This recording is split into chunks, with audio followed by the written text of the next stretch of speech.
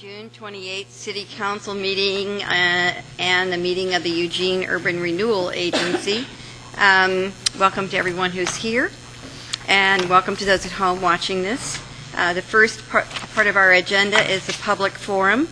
The public forum is an opportunity for individuals, for anybody, to speak to the City Council on any city-related issues except for those items which have already been heard by a hearings official or are on tonight's agenda as a public hearing. Each person has 3 minutes to speak. When you come to the podium, please give your name, city of residence, and for Eugene residents, your ward if known. The timer and lights indicate the time you have to speak. A yellow light will come on when you have 15 seconds to complete your comments. The red light indicates the end of 3 minutes. I've got 4 people signed up tonight. Just want to inquire here, Amy, that's you, right? I want to put you up at the head, and the reason I'm doing that is she's going to come up to the podium and introduce some guests to our community that I would like you all to meet. Amy, introduce yourself and then introduce your guests. So, thank you. My name's Amy Reed, and I'm here with a group from the University of Oregon, from the American English Institute. We have 32 Humphrey Fellows this summer, and Mayor Piercy met with them earlier when they first arrived, and she invited them to come back, and we do have a group with us tonight. They are sponsored by the U.S. State Department to come to study for a year. It's a professional development program, and they're mostly from countries of developing countries or countries in transition. And we're very pleased to have them here for the summer, and they will continue their studies in their fellowship program at other universities across the U.S. So it's a privilege for the University of Oregon to have them here. And I think, would you like me just to say briefly, we have Baikira from Chad and Dora from Tunisia. We have Nicholas from Colombia and Azdin from Morocco and Jin from South Korea and Stella from Turkmenistan and Samira from Algeria and Siani from Costa Rica. So just those are some of the representatives of the program who are here. Thank you. Thank you, and we all just want to welcome you and tell you how glad we are to have you here with us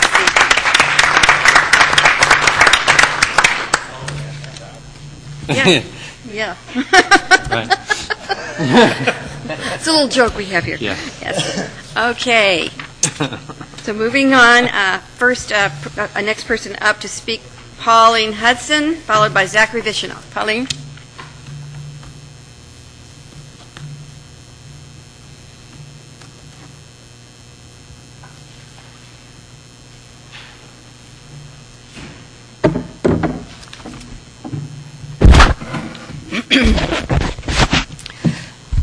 Good evening. My name is Pauline Hudson, and I live at 1025 Taylor Street. Both Joseph Shekel-Shanitsky and I wrote this. Ilona Kolizar is taking Joseph's place tonight, I hope. As far as we can tell from the information that's been made available to the public up to now, West 13th from downtown to Seneca Street is the route for which a majority of the planning for the West Eugene MX is being done, with far less emphasis on the 6th and 7th Avenues and 7th Place alternative. The opportunities for development on West 11th and 13th are finite, as housing and commercial activities are strictly limited. Through zoning, redevelopment, financial constraints, multitudes of property owners in wetlands, they are providing a far smaller ridership base than is essential and crucial to the future of LTD. The pragmatic choice would be 6th and 7th and 7th Place, the northernmost option which at some future date would present easy connections to the build-out of River Road/Santa Clara and the Highway 99/Bethel corridors, which are the fastest growing areas of Eugene. The larger population provides for a larger ridership base. This route should go east to Oak and north to 6th and should return on 7th to Pearl Street, and then south to 10th, joining up with the existing transit system. By adding these areas, much of downtown is included with its major commercial and government centers, as well as the Halt and the Hilton, and would be 1 or 2 blocks from the train station, all of which would be great for LTD's business. An analysis by ODOT for the proposed and now defunct WEP project showed that only 1 out of 7 vehicles would have been taken off West 11th.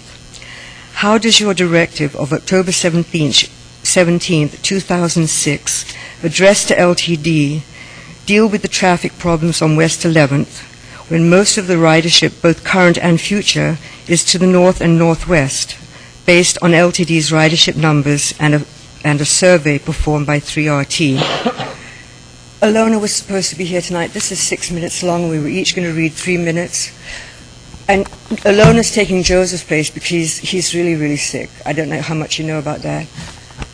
Can I become Joseph? No, sorry. I can't do that. I only get 3 minutes. Aaron?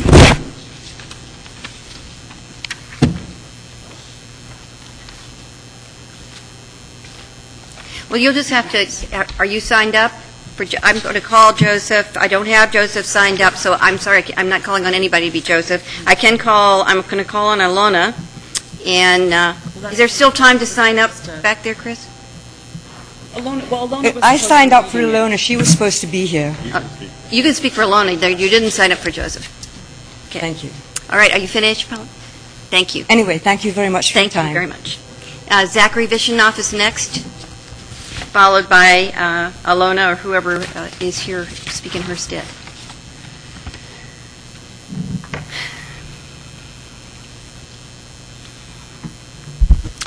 Hello, Zachary Vishnoff, Ward 3. So I'm here for kind of the usual reason. There's a hearing coming up in late July, and I'm concerned that the public won't really have any idea that it's happening. So I'm going to try to extract some information about the hearing. The planner I've been talking to about the hearing has named 2 possible locations for the hearing, depending on how many people find out about it. So as somebody's trying to tell people where to go for the hearing, I get to tell them, well, it might get changed to this location. So it's a hearing about the research park. The city evidently owns a piece of land in the research park or near it, next to the urban farm. From what I've heard, the hearing's July 28th at 5 p.m. in the atrium building, in the sloat room, and it's subject to appeal. It's a hearing before a hearing before a hearings official in the atrium building. And then what this planner, Steve Oakes, is telling me is that the city may change its mind later on if enough people have heard about the hearing and change the hearing location to this room, the city council chamber. What I'm requesting is, can I get maybe some notification of when you'll make the determination over where the hearing will take place? That way I can kind of know when to check back with the city and be able to try to get people understanding where to go to testify. And then also, just in case the planner hasn't given me the correct information, if there's any way you can just go through, if it's a city-owned parcel, and just explain into the microphone the time and the date of the hearing, and maybe that it's subject to appeal. I don't ask you to know the price of the appeal. I think if people want to know that, they can go find out. It's maybe $250. I can't remember. But I think you should do maybe just a minimum level of effort to tell people that there is a hearing coming up in the research park and clarify to me whether that's city-owned land, because I've looked at issues surrounding the research park for many years and I never knew that the city owns some land down there. So I found that very curious, and I don't think the Register Guard is going to be looking into it for me, so I'd just like to express that desire for more detail in advance of the hearing. Thank you. Thank you. And I think, Sandra, we have maybe two more.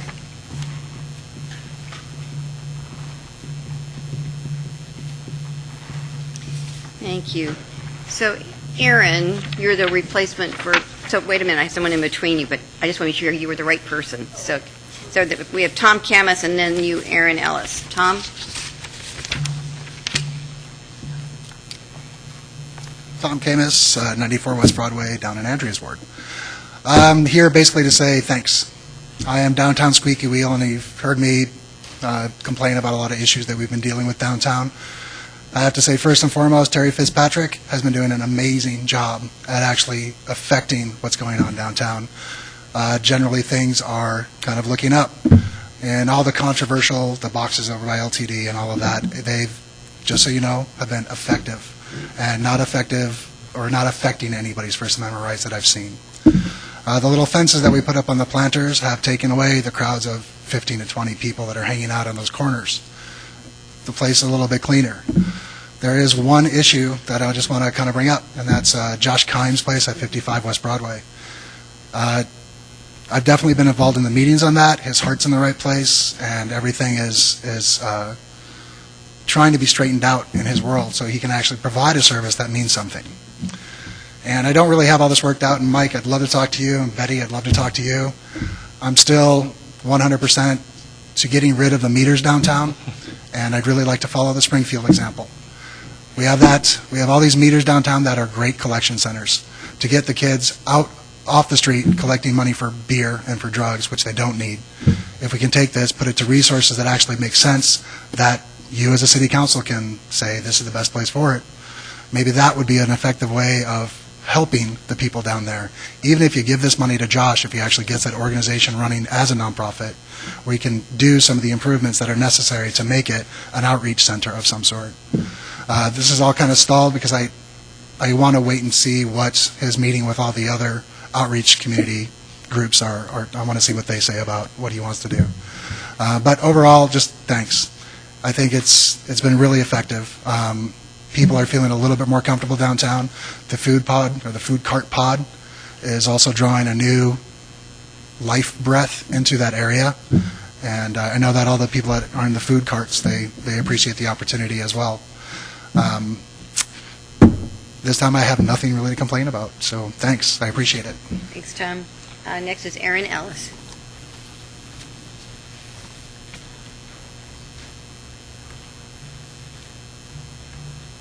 Hi, I'm Erin Ellis. I actually reside in Springfield, but I'm going to finish this for Pauline. She left off a comparison of the zoning and address occupancies in the corridors of 6th, 7th, and 13th show that 6th and 7th are the best alternative for expanding the ridership base and for the future economic development. Two of LTD's main goals for extending MX to West Eugene. The 13th Avenue corridor is zoned over half residential, mostly R2, medium density, and the rest is mostly CR, community commercial, which allows for multi-unit housing.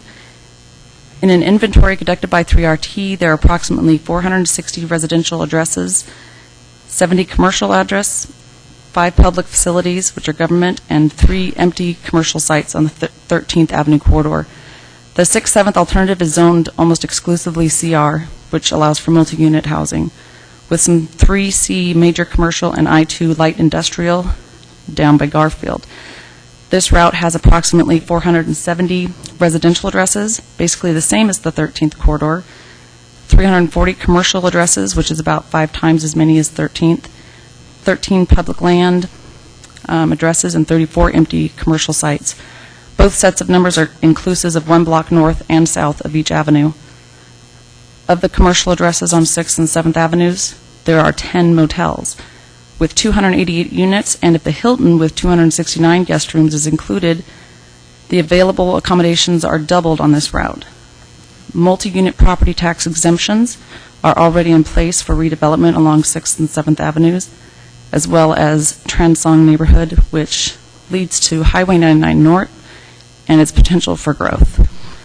The redevelopment of Highway 99 would enhance the eroding entryway into Eugene from the airport, so that, in the words of Riley West, I won't have to be embarrassed bringing my friends from the airport by going down 99 to my home in the hills of the South Eugene. I use Green Hill Road instead.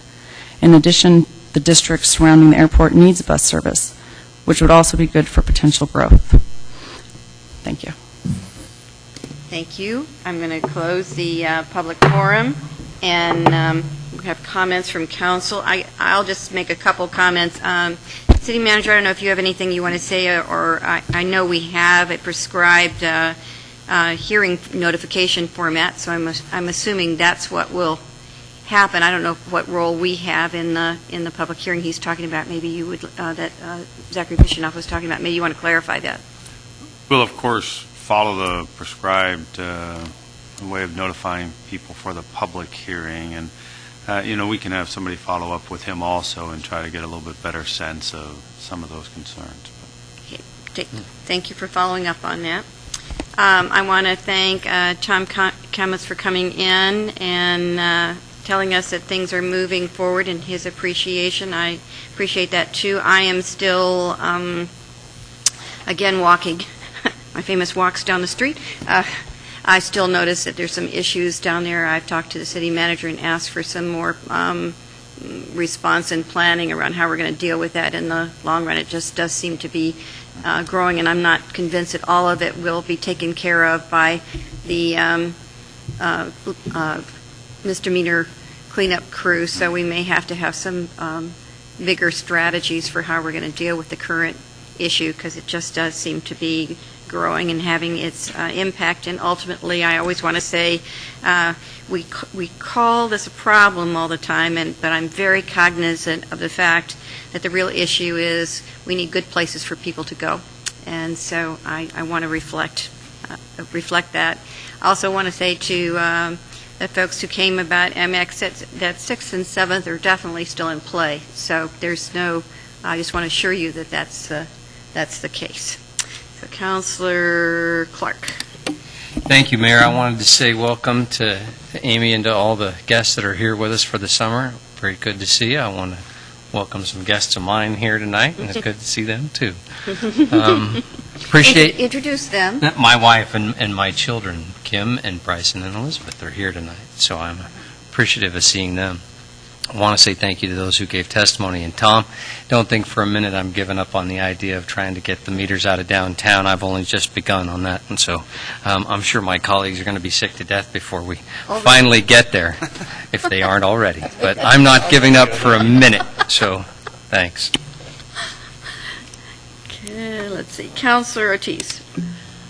Thank you, Mayor, and I'd like to also thank everybody for coming down this evening. It's nice to see young people and people from different countries in our council chambers. It's definitely a part of our American privilege of having an open government to be able to allow these kind of forums where we can talk about problems and people can come forward to the elected officials and share their concerns and their comments and give us direction on the things that they feel that are important. So I'm really glad to see you all here. And Mr. Kalmus, I'm glad to hear that you're almost happy, and I'll be very glad when you are happy. So with that, I think that's it. Or maybe we can all be beaming at the Beam event tomorrow. No, not so much. Councilor Taylor. Thank you. I also would like to welcome the guests. I hope you enjoy your summer in Eugene. Hope you have time to have some fun as well as studying. Mr. Camus, thanks for bringing up the parking again. I think I have been, even before Mike Clark was here, I was trying to get rid of the meters a long time ago. I noticed as I drove up Oak Street a couple of days ago, or maybe on a weekday. Anyway, all those meters are empty. There's nobody there. If we didn't have the meters there, people could park there and walk downtown. But with the meters, it's too hard to get back and feed the meter if you want to do something downtown. But we have them all up and down the streets. We have empty spaces because of those parking meters. And I think it's one of the best things we could do for downtown is get rid of the parking meters.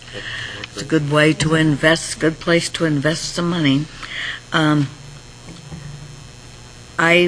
the IMAX, I thought and still think it would be better to go out Highway 99, but I was in the minority on that. And I think Zach had a point that it would be good to let people know early where a hearing is going to be held so that they can plan ahead. Thank you. All right, we'll move on now to the next item on the agenda. That's our consent calendar. City Council President? Mayor, I move to adopt, I started reading the wrong one. I move to approve the items on the consent calendar. Second. Moved and seconded. Discussion? I don't see any. Would you please vote? 8 in favor, none in opposition. It passes. The next item in our items, there are 1, 2, 3, 4 items. All are around our budget, and so a city manager will kind of broadly cover them all, and then we'll go through them each to vote on. Thank you, Mayor. The next 4 items are for the council to take action on the City of Eugene and Eugene Urban Renewal Agency FY11 proposed budgets, and the City of Eugene and URA supplemental budgets. A public hearing on these items was held last Monday. Approving the FY11 budget moves us towards a sustainable future, allowing the city to provide services while living within our means. The URA budget before you addresses community priorities by moving forward on projects that will improve the local economy and help revitalize downtown. I'd like to commend the City Council, Mayor Piercy, and the Budget Committee for their work on this budget in the face of financial difficulty. I'd also like to thank city staff for their hard work. Particularly, I'd like to recognize Sue Kutza-George and the finance team, and Alana Holmes and the personnel team, both of whom did yeoman's work this past year. We also had a talented team of division managers and executives guiding and leading the effort. Also, just to recognize John Borofsky and Claire Surratt, who I thought did an excellent job leading the Budget Committee this year. We listened and made tough choices, and with your approval, we will implement the FY11 budget and provide services in a way that reflects the priorities of the community. Thank you, City Manager, and I know all would support the comments that you just made, but I think we would also say thank you for your leadership on the budget discussion, so thank you very much. And let's put the first motion out. Council President. I move to adopt Resolution 5008, electing to receive state revenue sharing funds pursuant to Section 221.770 of Oregon Revised Statutes. Second. Moved and seconded. Further discussion? I don't see it, so would you please vote on that? 8 in favor and none in opposition. Next motion, Council President. I move to adopt Resolution 5009, certifying that the City of Eugene provides the municipal services required by Oregon Revised Statute Section 221.760 in order to receive state shared revenues. Second. Moved and seconded. Discussion? Seeing none, would you please vote? 8 in favor and none in opposition. It passes. Third motion, please. I move to include the city manager's recommended changes to the budget for the Downtown Urban Renewal Plan Amendment. Moved. Second. Moved and seconded. Further discussion? Seeing none, would you please vote? 6 in favor and 2 in opposition. It passes. Fourth motion, please. I move to adopt Resolution 5010, adopting the budget, making appropriations, determining, levying, and categorizing the annual ad valorem property tax levy for the City of Eugene for the fiscal year beginning July 1, 2010, and ending June 30, 2011. Second. Moved and seconded. Discussion? Seeing none, would you please vote? 8 in favor and none in opposition. It passes. Thank you. And now I'm going to adjourn the meeting of the Eugene City Council and convene a meeting of the Eugene Urban Renewal Agency. Council President. Urban Renewal Agency President. Go by anything you ask. Yes. That's fine. I move to adopt Resolution 1055 of the Urban Renewal Agency of the City of Eugene adopting the budget, making appropriations, and declaring the amount of tax to be received for the fiscal year beginning July 1, 2010, and ending June 30, 2011. Second. Moved and seconded. Discussion? Seeing none, would you please vote? 6 in favor and 2 in opposition. It passes. I'm going to adjourn the Urban Renewal District and open the City Council meeting. And Council President. I move to adopt Resolution 5011, adopting a supplemental budget, making appropriations for the City of Eugene for the fiscal year beginning July 1, 2009, and ending June 30, 2010. Moved and seconded. Discussion? Seeing none, please vote. 8 in favor and none in opposition, it passes. I'm going to adjourn the meeting of City Council and reconvene a meeting of the Eugene Urban Renewal Agency, and I am going to call on the Urban Renewal Agency President. Well done. I move to adopt Resolution 1056, adopting the FY10 June supplemental budget, making appropriations for the Urban Renewal Agency for the fiscal year beginning July 1, 2009, and ending June 30, 2010. Second. Moved and seconded. Discussion. Seeing none, please vote. 6 in favor and 2 in opposition. It passes, and with that, the budget is passed. All right. And so with that, we thank everyone for being here this evening, and we end the meeting for this evening. Thank you. All right. Just like